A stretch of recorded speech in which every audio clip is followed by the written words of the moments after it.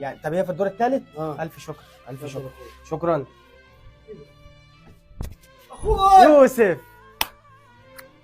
عامل ايه؟ كبرت يا واد وهتتجوز هتبقى عريس. ما تكسفنيش بقى. الجماعه قاعدين. السلام عليكم. عليكم السلام. ازيك يا حاج عامل ايه؟ ازيك يا ابني؟ ابو العروسه يا محمود. اهلا وسهلا. العروسه يا حوده. يا مرحبا. لا عرفت تختار يا يوسف. حبيبي يا حوده.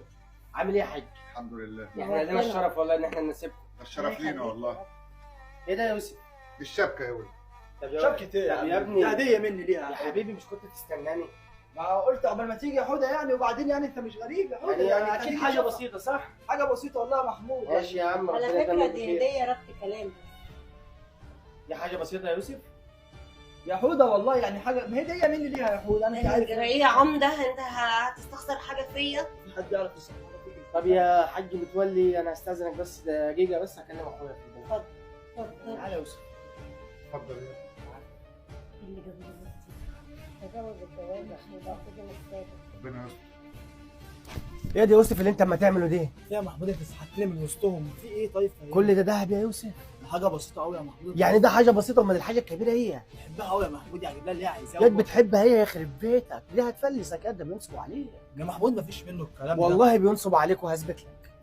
يا محمود البنت بتقول لي هات لي اي حاجه، بس انا هديه مني ليها. يعني هو انا عشان اديت لك ورثك كله وبتعمل معايا كده؟ مش حكايه ورث كله، بس انا بحبها وهي يعني وهي بتحبني يا محمود. ياد هتضيع فلوسك ياض. محمود الصراحه هي عاجباني، وانا مش يعني هتجوز عشان اللي هي. عاجباك، عشان عاجباك تجيب لها دهب ب 100,000 جنيه. انا مش هتجوز اللي هي يا محمود، اجيب لها اللي هي عايزه، اجيب لها الدنيا كلها. طب والله العظيم الجوازه دي ما هتتم. ازاي يعني يا محمود؟ ورينا هتتجوزها ازاي؟ لا هتجوزها يا محمود والله ما هتتجوزها. وربنا لا اتجوزها. تطلع قدامي دلوقتي وتقول لهم ان الجوازه دي انت مش عايزها، ازاي يا محمود؟ ورحمه امك ما هخليك تاخد مليم تاني من فلوسك اللي لسه عندي. اطلع قدامي. بص يا حاج متولي، انا جاي اقول لك ان كل شيء قسمه ونصيب. إيه؟ زي ما سمعت كده، بتقول واحنا ايه؟ هنتوكل على الله دلوقتي. ايه يا يوسف؟ ايه اللي حصل؟ بتتكلم يا يوسف؟ اللي حصل كتير قوي، بس احنا كده خلاص نطلع حبايب وتعرفنا على بعض ومعرفة خير. ولا ايه يا يوسف؟ بتتكلم يا يوسف؟ استني بس بتعملي ايه؟